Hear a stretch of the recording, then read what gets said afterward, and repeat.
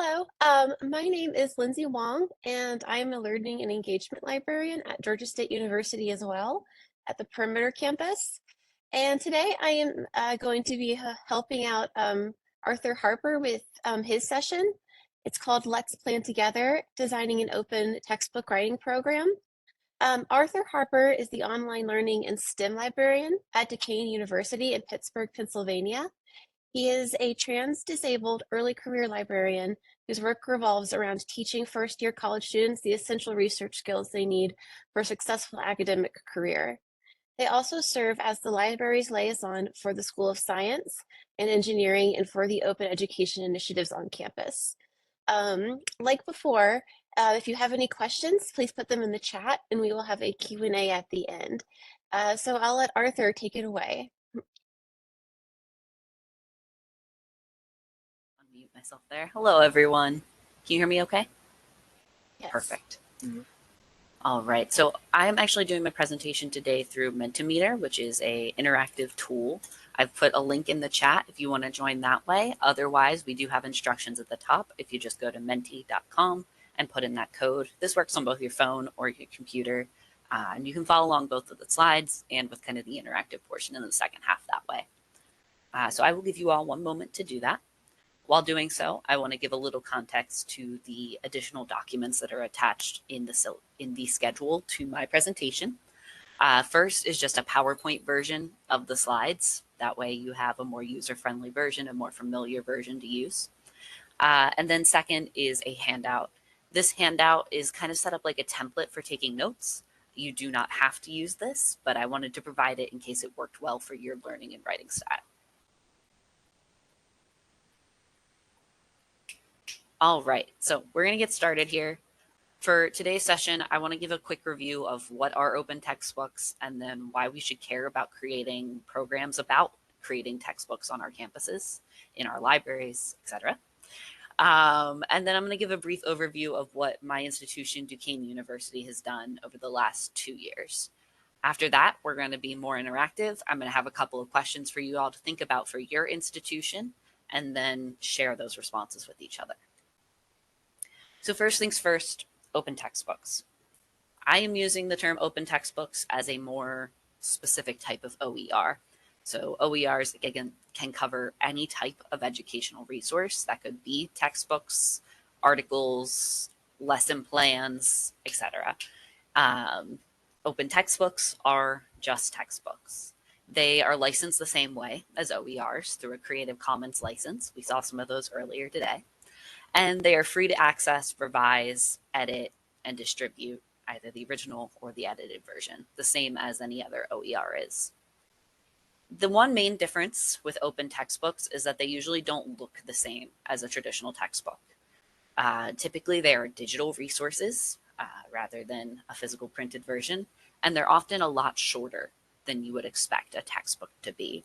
Rather than being 300 to 500 pages of content, these textbooks are written for a specific course or a specific topic.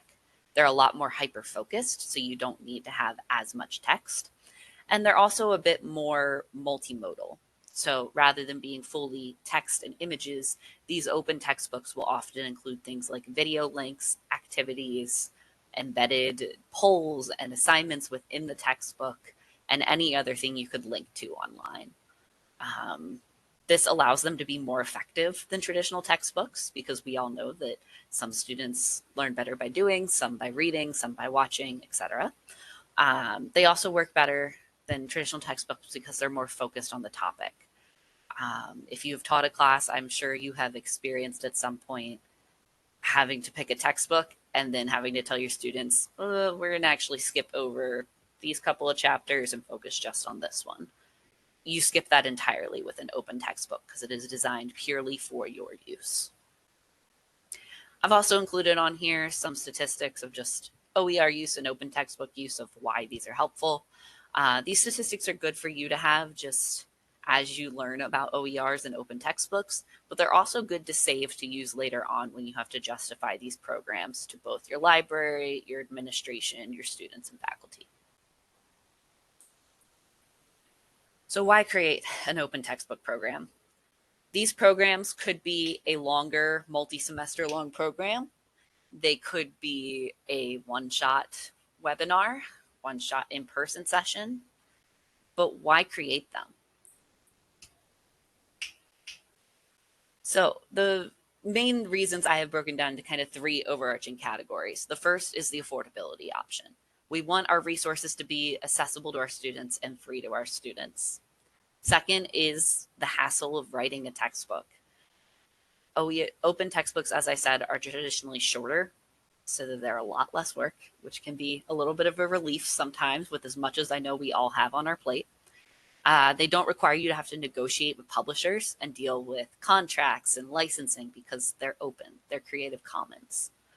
And they're honestly just easier to access in the long run, both for your students and for you as you try to instruct your course. And then the last one, as I said, is that they align directly with your course. So you're not skipping over chapters that maybe aren't as relevant to the topic. You aren't having to worry about a textbook being on like the wrong level. So for example, if you're teaching a Spanish course, your students might be in somewhere in an interdisciplinary intermediate level where most textbooks are a bit too beginner and most textbooks are a bit too advanced. So you need something in between, and you're the one who knows best the level your students are at. Along with aligning them directly with the course, open textbooks, when you create them for your class, you can align directly with your lessons. So lesson 1 corresponds directly with chapter 1, lesson 2 with chapter 2, etc. There are so many reasons beyond this why we would want to create an open textbook program. But these are the reasons from our instructors. From a library and open pedagogy side of things, it is a very difficult and different skill set to go from just adopting an OER and adding an OER to your course to writing your own OER. And I've noticed throughout my time in libraries that kind of the big hurdle in trying to open up more things in the library is that step from teaching about what OERs are and then how to adopt OERs to making your own OERs within your institution. So my hope here is to help you get over that big hurdle. So I'm going to talk a little bit about what Gumberg Library, my library, has done as our open textbook writing fellowship. So our fellowship was designed for faculty members within our university to work for 2 semesters to write an open textbook to use for a specific course they teach at the university. So it's a 2-semester long fellowship. The first semester in the fall includes informational workshops. Each of these workshops are tailored to the needs of the faculty. So part of the application process we required was a question of what do you need support with in this process? Everybody has different needs, but there are some big overlapping points. The one that was biggest this year was copyright information and knowing what resources they're allowed to reuse or not reuse in their own books. So we had one session on copyright. We had another session on creating infographics, images, and finding images and videos for your content, for your textbook. And then we had another session on the pedagogy of interactive activities, looking at, okay, how do we make an interactive activity for our class? And then how do we change that from the activity we know we're doing to put it into a written language for a textbook? After they had their informational workshops, they attended a day-long writing retreat in December. This was from 9 a.m. to 3 p.m., right around finals week, which was, I'll be honest, difficult to schedule. I'd recommend not doing it during finals week if you want to do an end of semester, like long writing session. But this writing retreat was incredibly successful. This was a day just given to our faculty to come sit in the library and just work on your textbooks. Because it was towards the end of the semester, they didn't have to worry as much about grading or getting assignments done, preparing to teach their next class. They were able to dedicate that time and set it aside on their calendar to say, this is time that I am writing. And I am in a space that is not my usual workspace, so I'm not getting distracted by my usual office distractions. None of my colleagues can just walk down the hall and come talk to me about some issue they're having. I am in this designated space just for writing.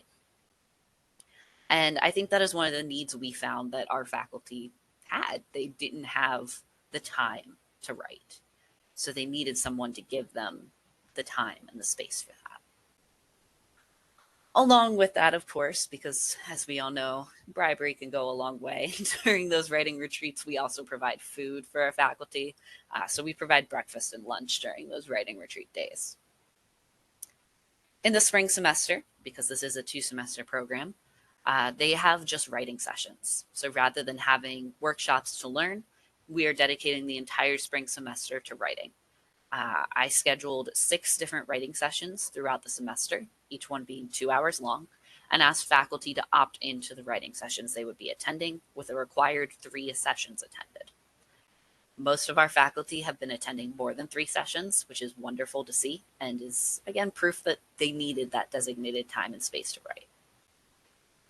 We will be hosting, again, a day-long writing retreat at the end of this semester, and we, along with like a special week of office hours and designated time to just sit down with myself and their subject librarians if they need the assistance.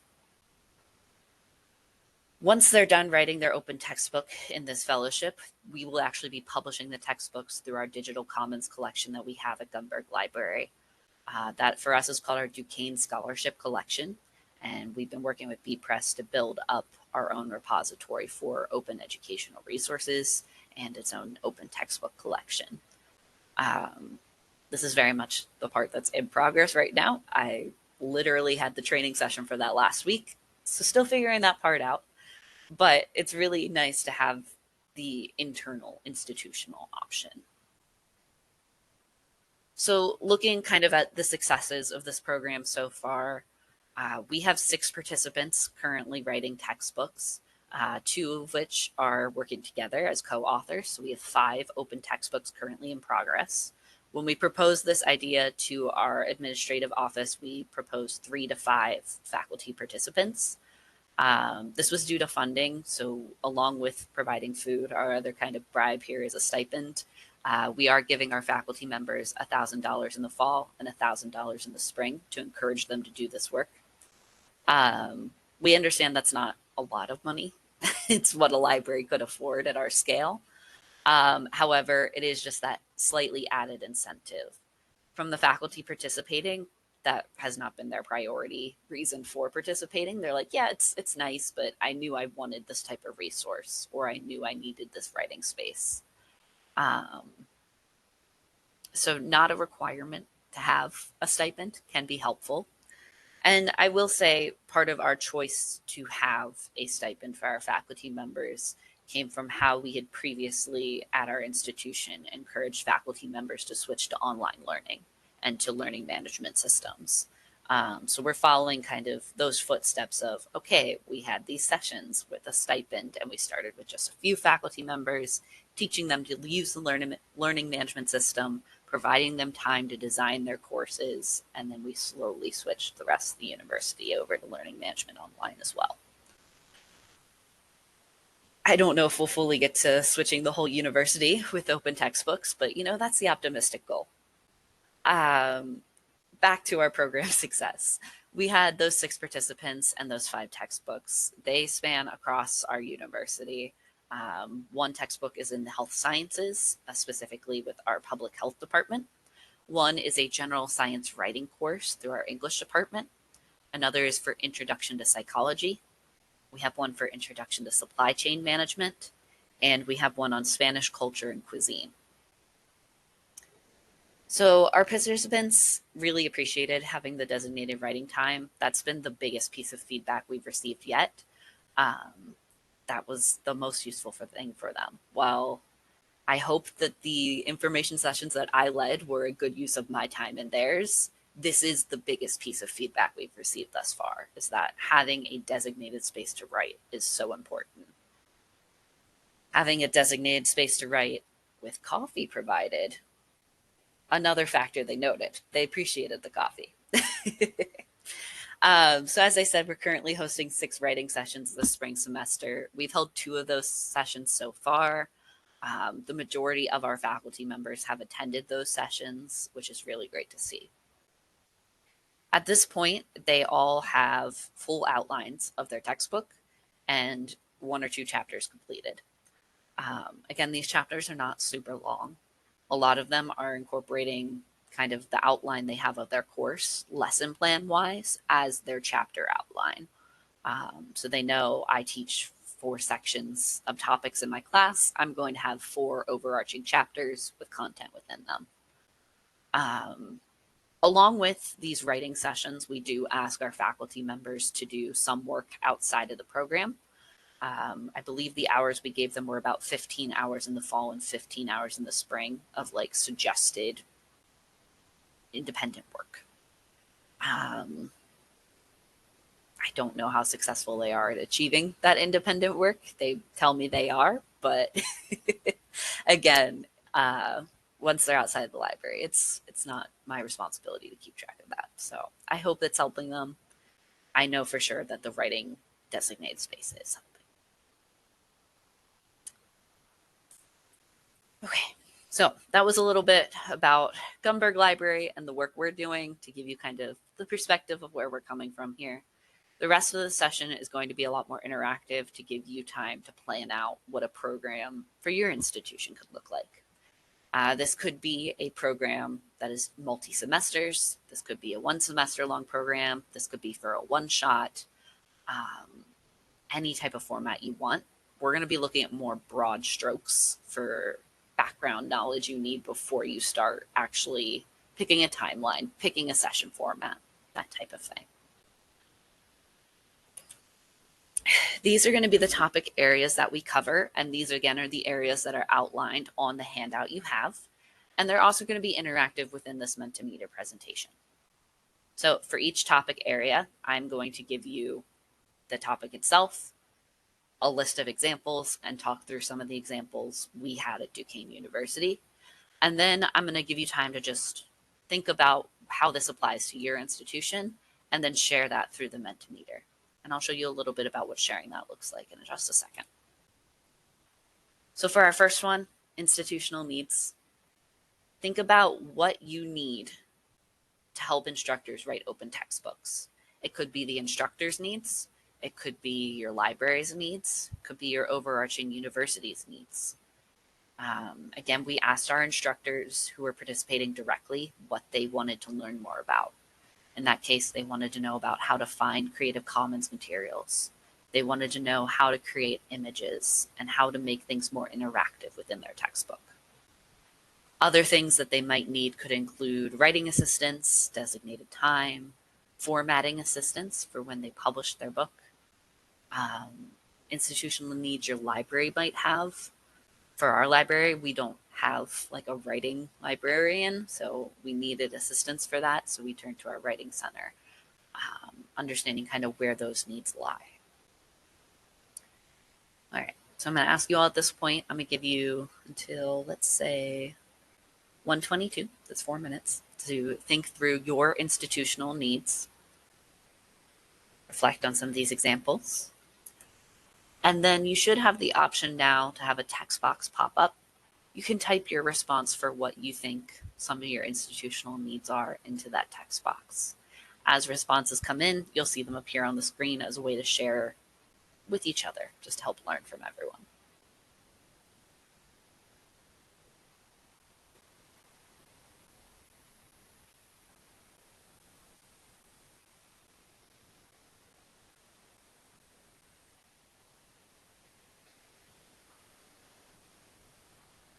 Beautiful. I'm glad to see that worked.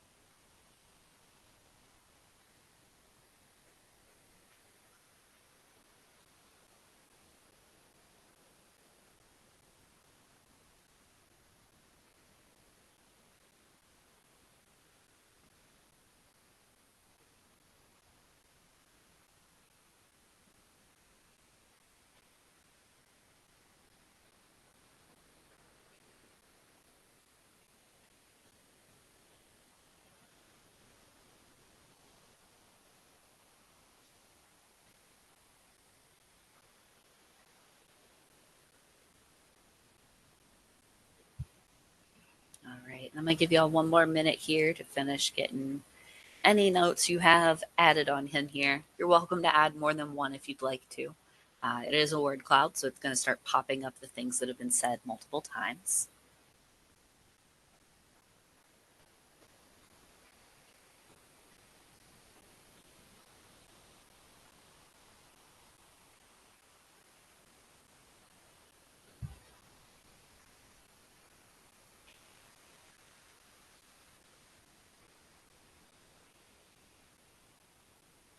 All right, so looking at a few of these, we have coordination of efforts. Yes, designing any type of program definitely takes a lot of labor and work. So having somebody who is able to coordinate all this work and figure out how you get faculty to participate, who you're offering this resource to, it takes a lot. Having a timeline, finding OER materials, yeah, that was a big one for us, was not knowing where they are and how to find them. Digital accessibility and publishing, absolutely. Having resources to help anyone who's making their open textbook create it in a way that is both web content accessible for just anybody trying to find it, and then looking nice. You know, we don't want our instructors putting out information that's just a Word document that doesn't look great. Genre writing, student usability, absolutely. All of these are definitely needs to consider when making a program like this. All right, so our next area is your existing institutional knowledge. So I want you to think through what information and programs does your institution already have? What are you familiar with? This could be within your library, this could be within your larger institution, this could be with community partners or within your region. And think about how you can use that knowledge to your advantage. So one thing we had going at my university is we have a pretty decent understanding of open education and open educational resources at this point, along with running webinars and workshops on just what OERs are. We have an open education teaching award through our provost office that is relatively new, but has been a way for us to both promote this as an important use of scholarship, an important type of scholarship, and also something that can be considered in tenure and promotion. Other existing institutional knowledge could be something like online course design. So as I said, the way we are designing our writing fellowship has been based on how in the past our institution encouraged instructors to switch to online learning. Think through if you've had any other major projects in your library that you had to kind of teach an entirely new skill to your faculty and staff about. Another example we have is our electronic thesis and dissertation collection. Switching to having those entirely electronic was a whole process we had to go through. And now we can model that a little bit to switching to publishing textbooks online instead. All right, so I will give you all until 1:28, that's under 4 minutes, to start thinking through what some of your existing institutional knowledge is and share some of that with your peers.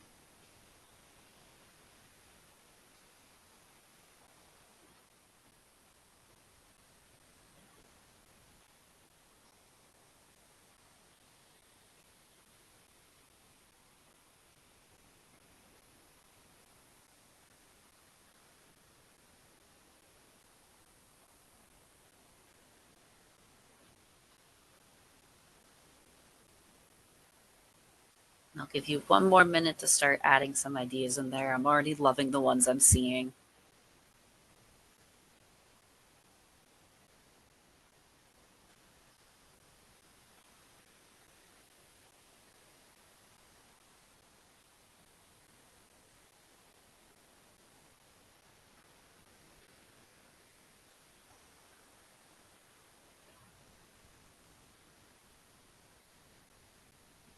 And looking at the ones y'all have submitted so far, it seems we kind of have three overarching areas of where we have institutional knowledge.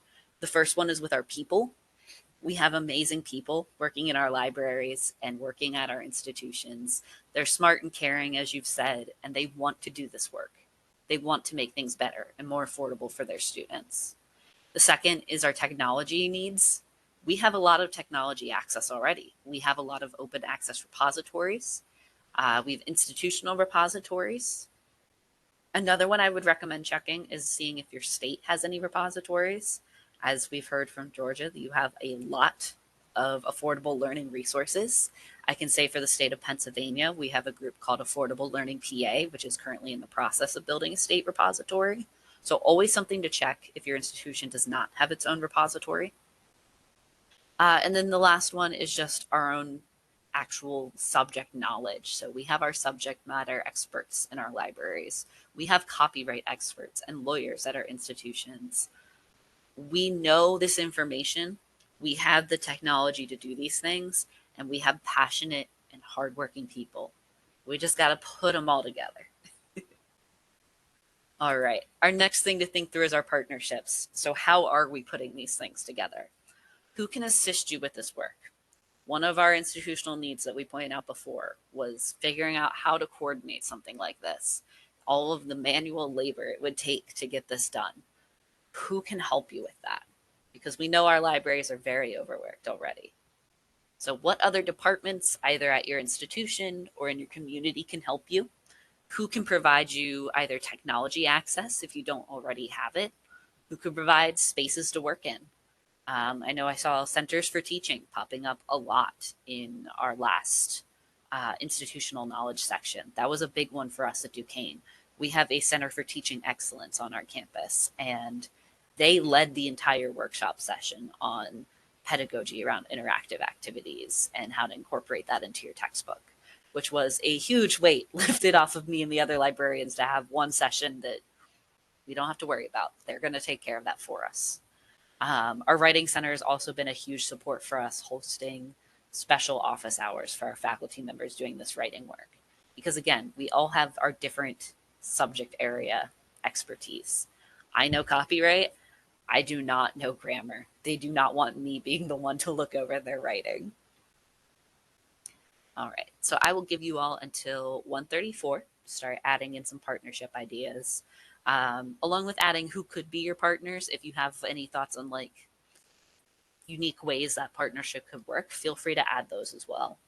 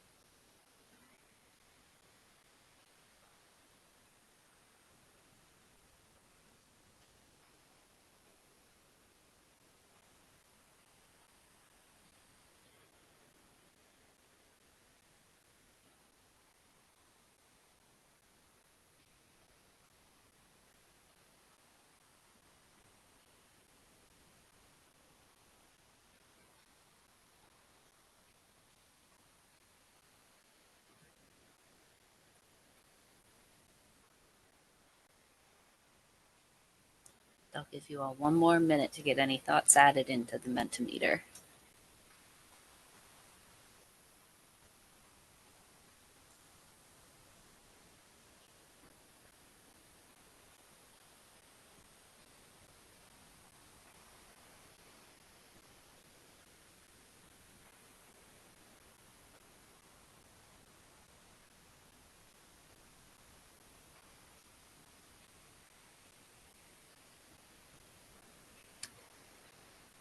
Right. Looking at these, y'all are hitting some really big ones. Obviously, our biggest ones physically popping up here are students, librarians, and instructional designers. All of these are people who look at textbooks regularly. Um, these people can be so helpful for partnerships, either for designing your program, giving feedback to people as they write their books, contributing to portions of books. There's always the opportunity for faculty to partner with students on their textbooks. We love to see a chance to have more student engagement involvement in their learning. Some other ones we have popping up here, we have proofreading by humans, students for proofreading. Absolutely, anybody who does your peer review can definitely be expanded out. There's a lot of options for who you'd want looking over these textbooks and why. Marketing and communications is definitely a big one, especially if your institution has a really strong marketing campaign or color scheme or anything that they like to use for everything. It's always best to run that by marketing and communication just to make sure you're not leaving something out. Likewise, your graphic designers and data visualization folks, they are so helpful for figuring out how to make things look nice. Again, I know copyright. I can work my way around Canva at a bare minimum, but I am not going to be able to do like full data visualization or anything for people. So knowing where your own strengths lie and other people's strengths lie. We have some other spaces on campus like your writing center, your printing center, your bookstore, center for teaching and learning, innovation centers. All of those are amazing people to work with. Tech services for sure. Something to consider with tech services is talking with them early about how these open textbooks can be incorporated into your learning management software. So like Canvas or Blackboard, they usually have options to just embed things completely, but it comes down to a question of how much space does your university have or your institution have um, to like put files on Canvas or on Blackboard. Um, so picking and choosing like what parts of the textbook do we actually want to fully embed versus just making a link to the PDF to the link. It's a good conversation to have early on. All right, we are going to move on to funding opportunities. Funding, as I said, is a optional one. You do not have to give out a stipend or food for people. It helps. It really helps. We all know that having a little bit of money for projects helps, but it's very hard to come by. Other reasons you might want funding, if you want to bring in a guest speaker. One idea we had early on in designing our project was, oh, our first information session, we could bring in somebody who's written an open textbook to talk about that experience and process. But we just didn't have the money for an honorarium for that. So it's really about choosing where your funding is going to and what's the most important thing to have funded. And then I also recommend that it's best to have multiple funding sources. We don't want all of our funding to come internally or externally. We want a mixture. So some examples for us, our academic affairs office, which hosts our provost office, was a huge support. We were able to talk with them and actually were able to split the stipend with them 50-50. So the library pays for one semester stipends and the academic affairs office pays for the other semester stipends. Our honors college gave us funding for lunch and breakfast during our day-long writing retreats. And there are also a variety of state grants that are available to you. Again, you want to look into things like Georgia Affordable Learning, Pennsylvania's Affordable Learning Group as well. All right, so I will give you all until 1:40 to work through your funding opportunities.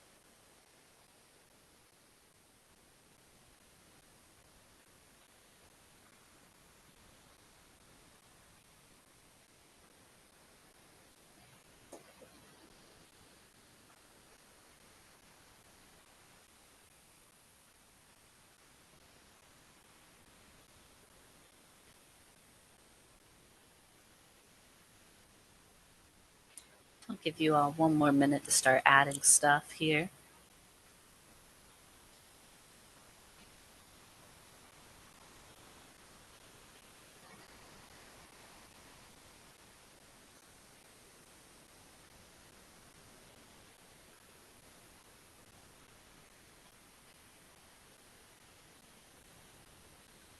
These are all really, really great. Some of them are things we've already discussed a little bit. Some of them are ones I always forget about, like sports teams. Your sports teams for your local area are always down to sponsor things. If you live in an area that has professional sports teams, obviously that's going to be your biggest funders. However, don't discredit high school sports or like athletic club sports, your local teams. They are often working with kids and students, and they understand about making things easier for kids and students. Alumni and friends of the library is a huge one, especially like your early, younger alumni, recent graduates. They understand the cost of school. They are the ones who are dealing with the most debt still. They are going to be the most sympathetic, I think, to this work. You do have an added issue there of, well, you need to give them some time to get a job so they can afford to help. Um, but again, they will be your sympathetic people. Great. Excellent.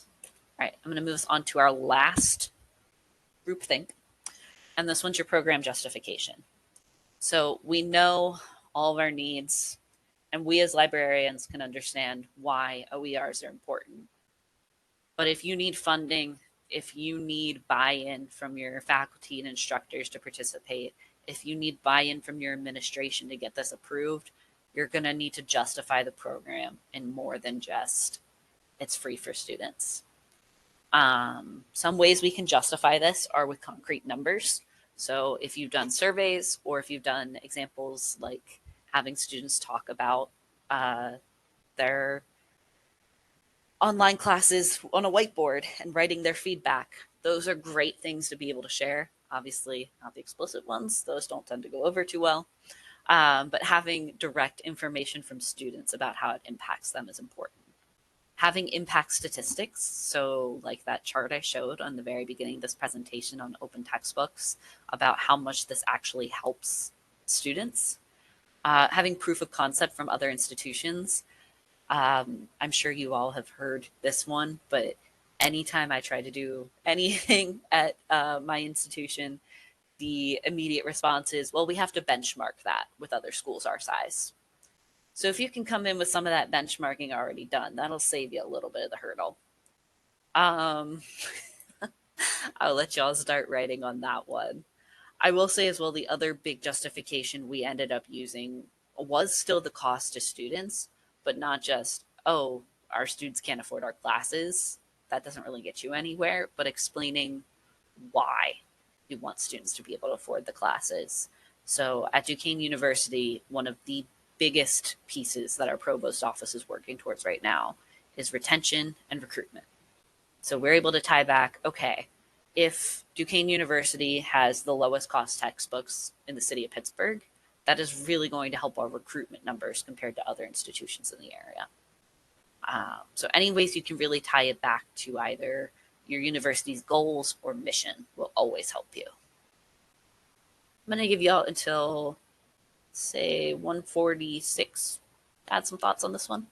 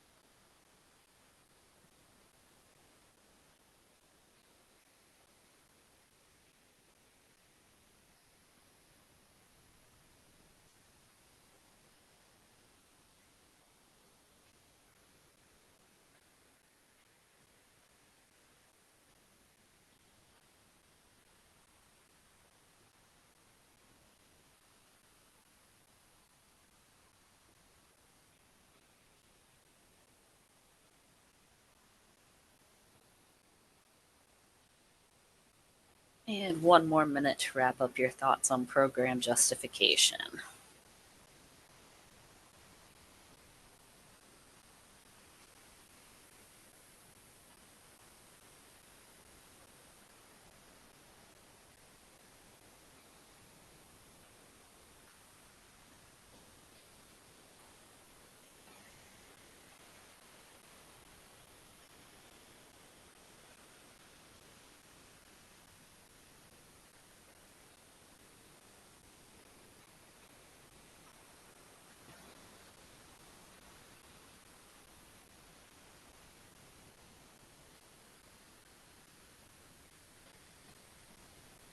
Right, looking through some of these here, strategic plan's a big one. Check both your library's strategic plan and your overarching institution strategic plan. See how you can fit it into that, same way you'd fit it into your institution's mission or overarching goals. Those are really helpful to kind of tie it back to like a concrete, it meets this point of the strategic plan. Educators who want to, motivated creators and faculty interest are all huge for buy-in for faculty. If you have a couple of faculty members who you know are your faculty always attending events, they come to every webinar, they come to your in-person things, you know they're one of like the supporters of the library, definitely talk to them. Even if they aren't able to participate in the program, they're going to be some of your best people to spread this word of mouth wise. If you can get them to participate in your program, even better, because then you'll have their stories of success to share. All right, so last bit of participation I'm going to ask from you all is, what is one actionable step you can take today after this symposium? So looking over all of our institutional needs, our current knowledge, how we could partner with people, how we can justify this work and get funding. What can you do either today, next week, to take a step towards creating more OERs and open textbooks on your campus? And I want to clarify that this is something actionable. So we don't want to say we're going to lower all cost. That's a great goal, but you're not telling me really how you're going to lower it. A actionable goal like, we will create a 2-day long writing program. Great. I don't know how you're going to create it. So I want you to break this down a little bit smaller and a little bit more detailed. I want it to be clear, not just the outcome you want, but how you're going to achieve it in your actionable step. Even better if you can add a timeline to it. So by fall 2025, we will do blank to get blank. I will give you all until, let's say 1:51, just so we leave time for questions.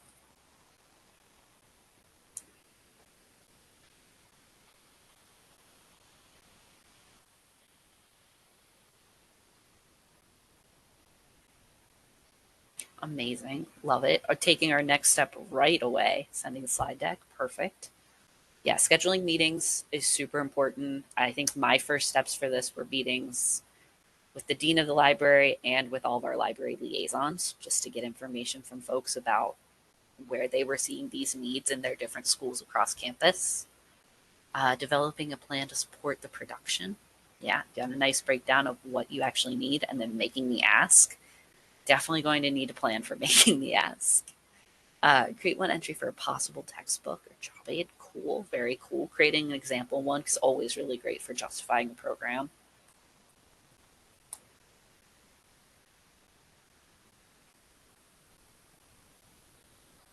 Find one faculty member who wants to do it, meet with them, and figure out what they want to produce. Absolutely. If you can find your biggest defenders for your program, get them first. Reach out to other librarians for sure. Talking to people both at your institution and at other institutions is always helpful. Myself and I'm sure all the other presenters today included. A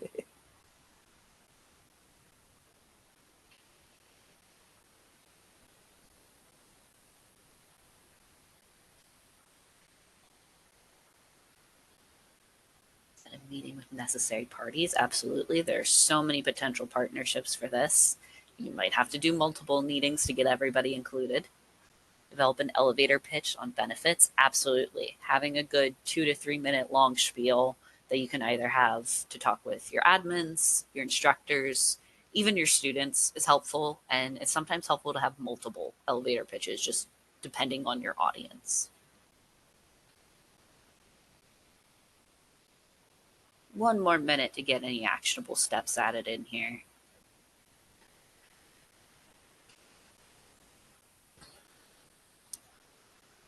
And while you're adding any last thoughts, I'll let y'all know that this Mentimeter presentation is going to be available for the next 14 days, is what I have it set to.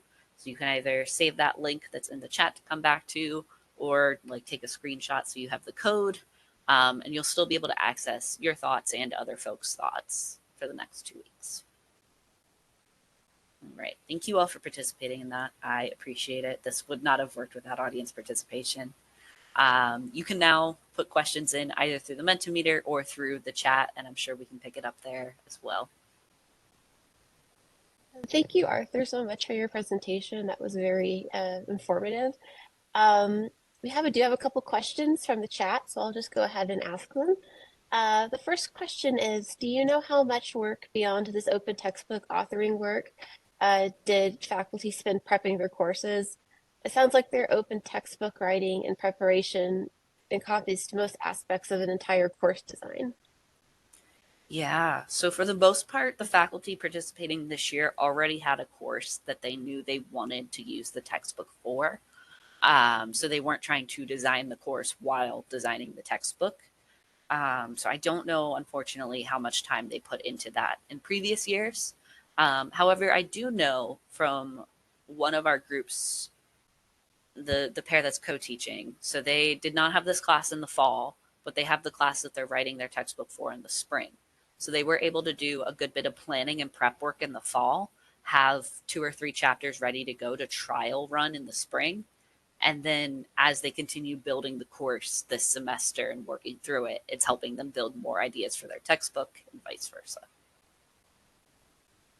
Great. We had another question too.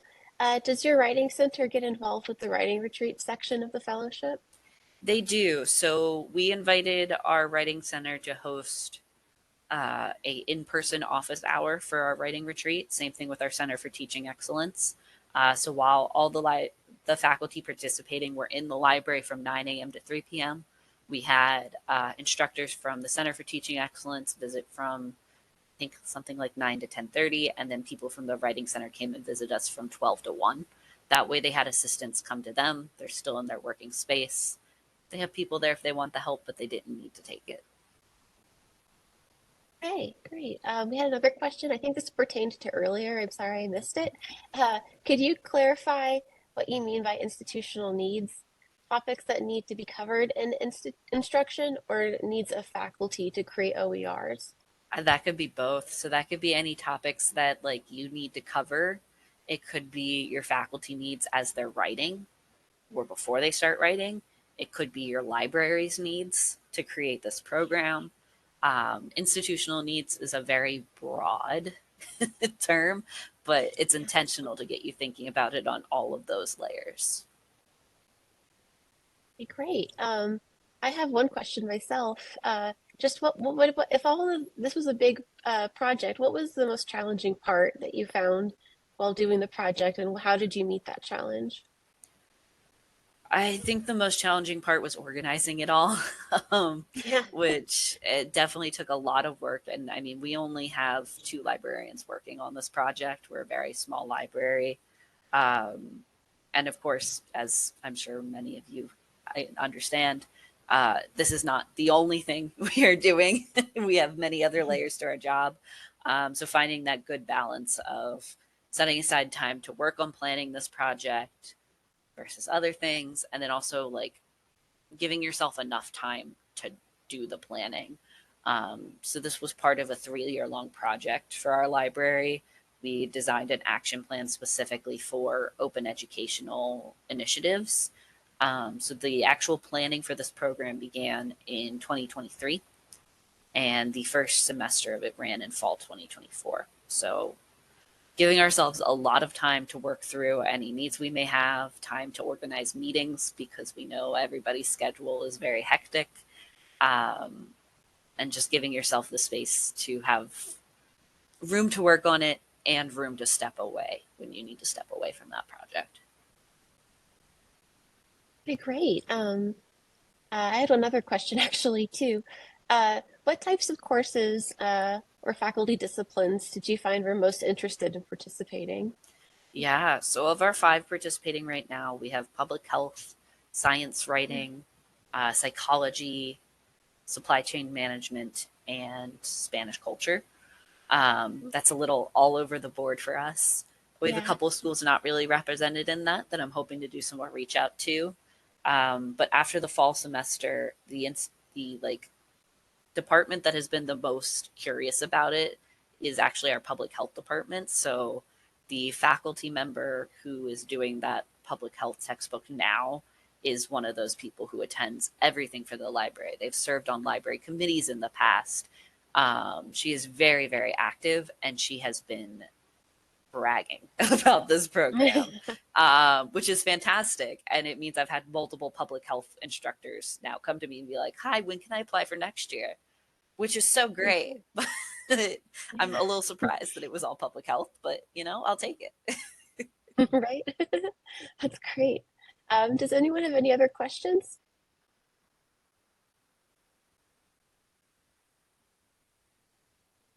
No? Okay.